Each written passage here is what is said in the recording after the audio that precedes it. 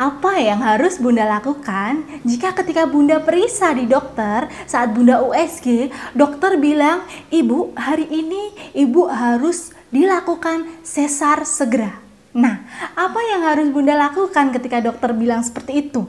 Pasti Bunda langsung bingung, langsung berkecil hati, langsung bersedih, semuanya campur aduk. Halo, Assalamualaikum warahmatullahi wabarakatuh. Kembali lagi bersama Bidan Irawati ya Bunda. Langsung saja Bunda, yang harus Bunda lakukan saat Bunda didiagnosa harus sesar, Bunda jangan langsung bersedih hati. Walaupun memang wajar ketika ada dokter yang bilang, Ibu harus segera sesar karena ini itu.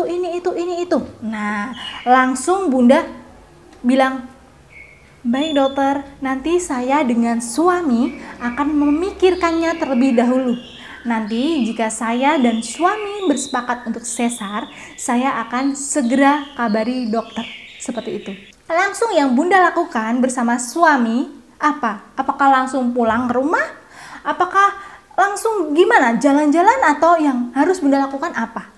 Yang harus Bunda lakukan, Bunda harus melakukan yang namanya second opinion, ya.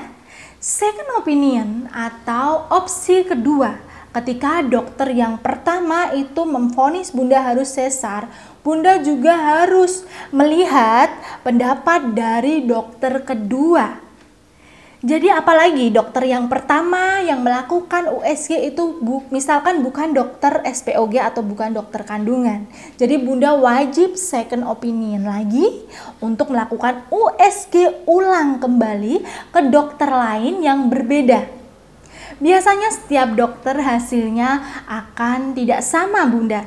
Tapi misalkan dari hasil USG yang kedua ini dokternya bilang ternyata hasilnya pun sama dengan dokter yang pertama, Bunda juga harus bertanya kepada dokter yang meng-USG ini. Apa alasannya? Apa penyebabnya? Apa dampaknya jika tidak dilakukan sesar? Semuanya Bunda tanyakan. Nah, dari situ Bunda pasti akan menemukan jawaban. Oh, ternyata kalau aku memilih tidak sesar, nanti bahayanya akan seperti ini. Akan menjadi ini. Dan bertambah buruk kepada diriku dan juga janinku atau buah hatiku.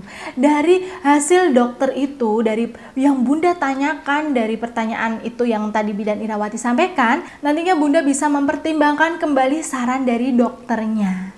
Namun biasanya jika second opinion sudah dilakukan dan ternyata hasilnya pun berbeda dengan dokter yang pertama. Misalkan dokter yang kedua bilang seperti ini, "Ibu, ini masih aman untuk ditunggu 1 minggu lagi paling tidak. Jadi selama 1 minggu ini kita lihat perkembangannya ya.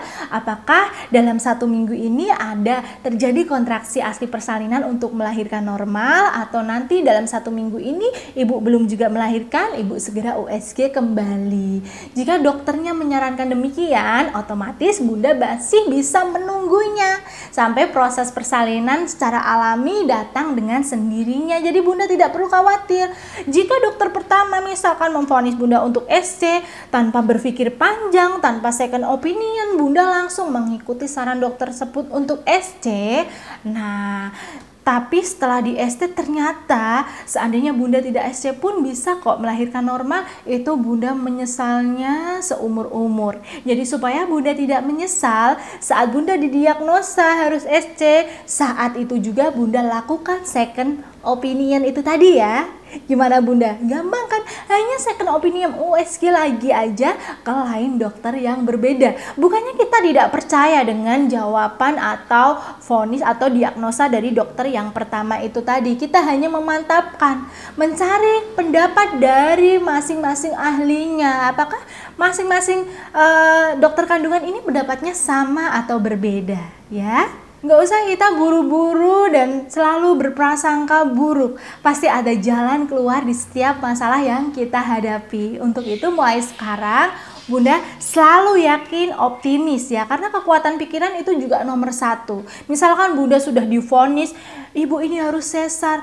Terus Bunda otomatis langsung memikirkan hal-hal yang buruk, Bunda menjadi stres memikirkan Bunda harus SC nantinya, harus sesar nantinya. Di saat Bunda merasakan stres, otomatis hormon stresor Bunda itu akan naik. Yang tadinya tensi Bunda normal, mungkin bisa saja saat Bunda stres, tensi Bunda malah tinggi. Termasuk detak janin Bunda itu juga akan mengalami fetal distress, mengalami kenaikan detak jantung atau penurunan detak jantung di bawah atau di atas normalnya. Jadi jangan sampai seperti itu ya. Bunda tetap aja relax, tetap aja fokus terhadap kekuatan pikiran Bunda. Aku pasti yakin aku bisa normal. Harus lakukan second opinion syaratnya ya. Kalau sudah second opinion dilakukan tetapi memang tidak ada jalan lain selain harus sesar, ya Bunda harus terima. Mungkin adiknya memang ingin jalan lahirnya secara sesar. Bunda tidak boleh mengutamakan ego Bunda, karena Bunda ya harus percaya kalau memang sesar itu yang terbaik, itulah yang akan menyelamatkan nyawa Bunda dan juga buah hati Bunda tercinta. Jangan sampai Bunda menyesal karena sudah 2 dokter menyarankan Bunda untuk sesar, sedangkan Bunda tetap kekeh, aku bisa normal kok dok. Akhirnya terjadi sesuatu pada Bunda maupun janin Bunda. Nah, Bunda pasti akan menyesal ya. Jangan sampai seperti itu ya Bunda. Bunda harus melakukan second opinion dulu. Jangan langsung berkecil hati, bersedih hati. Oke, cukup sekian ya Bunda yang dapat Bidan Irawati sampaikan pada kesempatan kali ini. Kurang dan lebihnya Bidan Irawati mohon maaf. Wassalamualaikum warahmatullahi wabarakatuh. Dadah.